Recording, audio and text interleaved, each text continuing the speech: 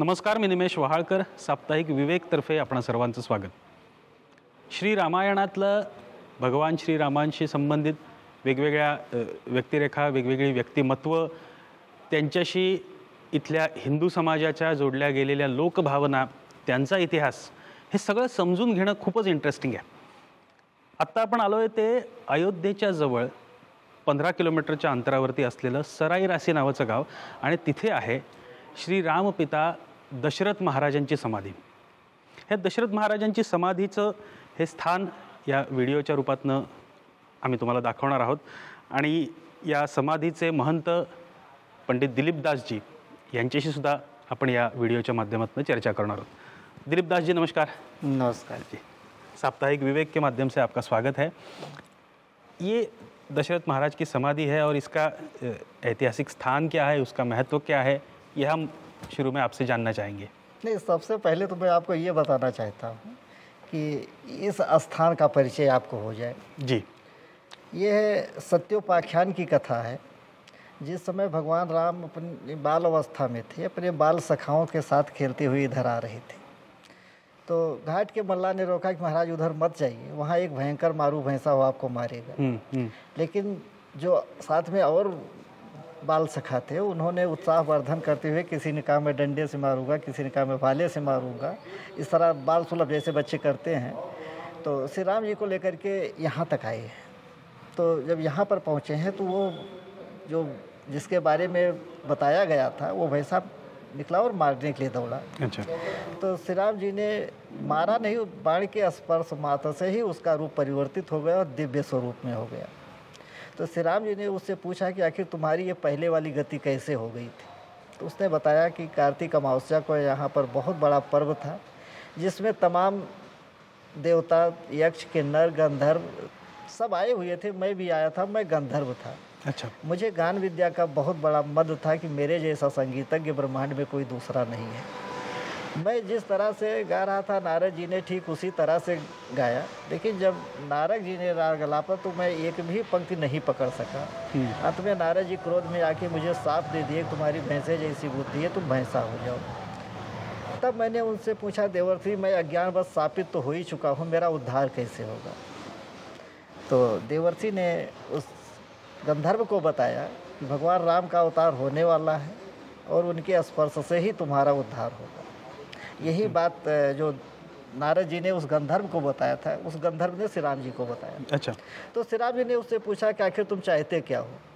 तो उसने कहा, प्रभु मैं केवल इतना ही चाहता हूँ कि आपके नाम के साथ मेरा भी नाम जुड़ा रहे. उस गंधर्व का नाम बिल्लो था, हरि नाम भगवान का, और सरजू जी का ही किनारा था ही. जी.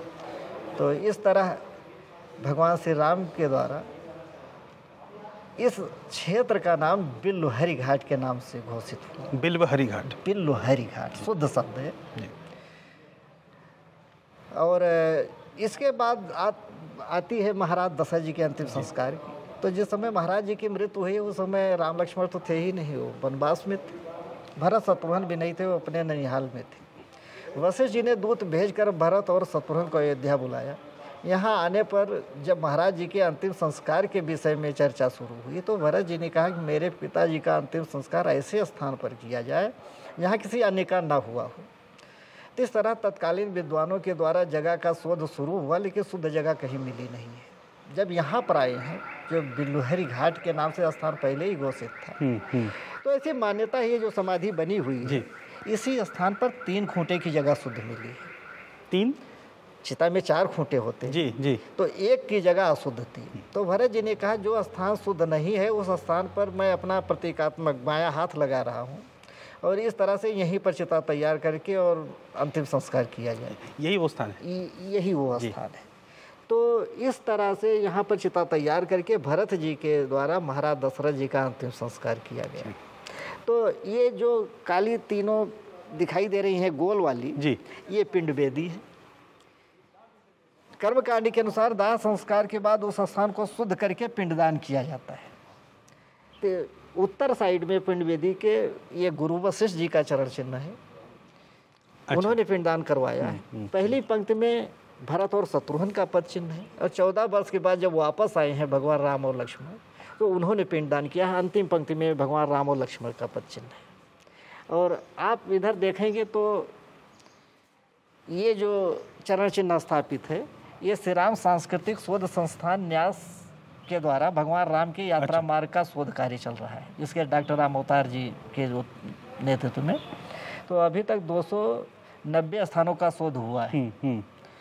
तो न्यास के द्वारा उन सभी स्थानों पर भगवान राम के चरण चिन्ह की स्थापना हो रही है। तो उसी क्रम में ये भगवान श्री राम का चरण चिन्ह स्थापित किया गया है। और पीछे जो है वो दशरथ महाराज जी का मंदिर है। इधर मंदिर में उनकी प्रतिमा स्थापित है।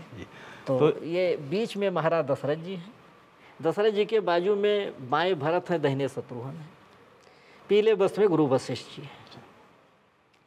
तो ये जो मतलब जिनके पास जानकारी नहीं होती वो प्रश्न करते हैं कि अयोध्या नगरी तो वहाँ पे है, तो उसके 15 किलोमीटर 20 किलोमीटर दूर दशरथ महाराज की समाधि कैसे हो सकती है? तो इसका ये कारण है, ये अयोध्या से इतिहास। और ये आप ये ध्यान दें, अयोध्या से दूर नहीं है।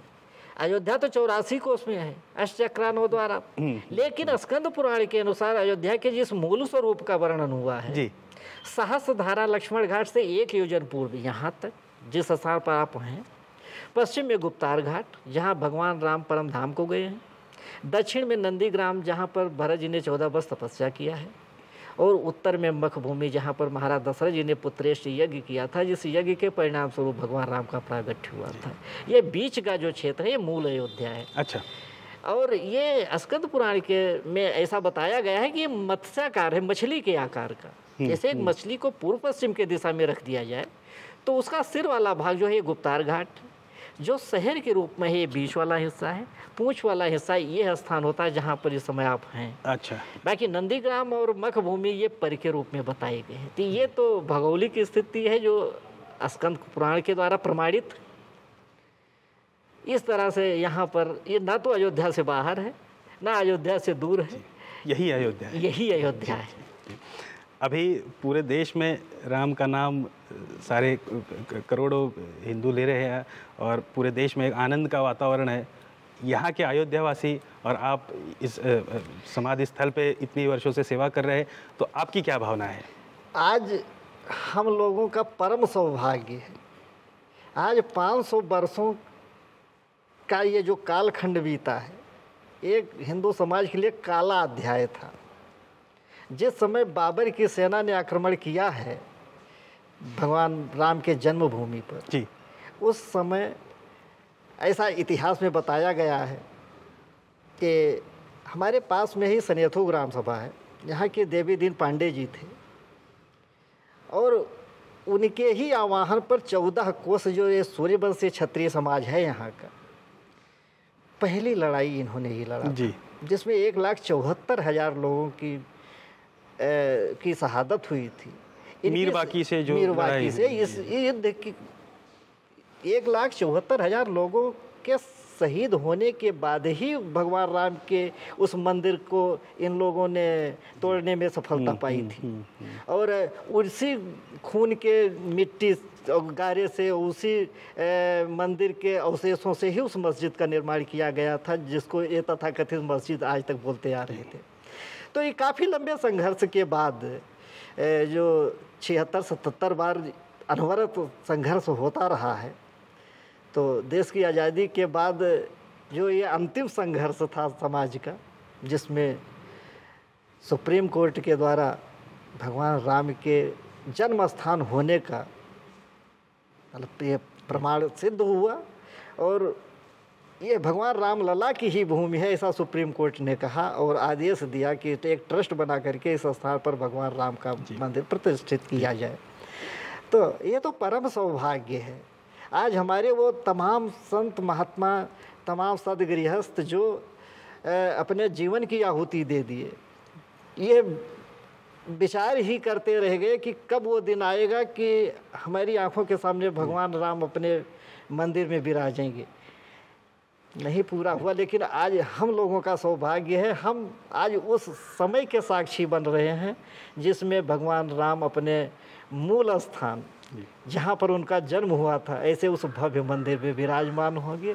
उनकी कृपा जी महंत जी, ये जो स्थान है अभी भव्य राम मंदिर बनने जा रहा है, तो इसके माध्यम से इस जगह पर भी राम भक्त अधिकाधिक संख्या से आएंगे और ये जगह का भी महत्व लोगों को पता चलेगा। इसके बारे में आपको कुछ आशा लगती है कि आने वाले समय में कि ये संख्या बढ़ेगी और यहाँ पे ज़्यादा नहीं, लोग निश्चित आएंगे? रूप से बढ़ेगी। ये आप जो जिस रूप में आज आप देख रहे हैं, ऐसे ही पहले से नहीं था। महाराज दशरथ जी का अंतिम संस्कार तो त्रेता युग में हुआ था, तब से बहुत बड़ा कालखंडीय रहा बीच का, तमाम उतार चढ़ाव देखी है अयोध्या ने। बिल्कुल। तो उसका प्रभाव महाराज दशरथ जी के समाधि स्थल क्षेत्र पर भी रहा है। लेकिन ये 1935 में एक भूकंप आया था, उस समय ये विशाल मंदिर था, तो उस भूकंप में वो धराशायी हो गया था। उसके बाद काफ़ी समय तक वो मलबा पड़ा रहा इसे, और भगवान महाराज दशरथ जी और वशिष्ठ जी की ये प्रतिमा इसे बाहर ही पड़ी रही, भीगती रही।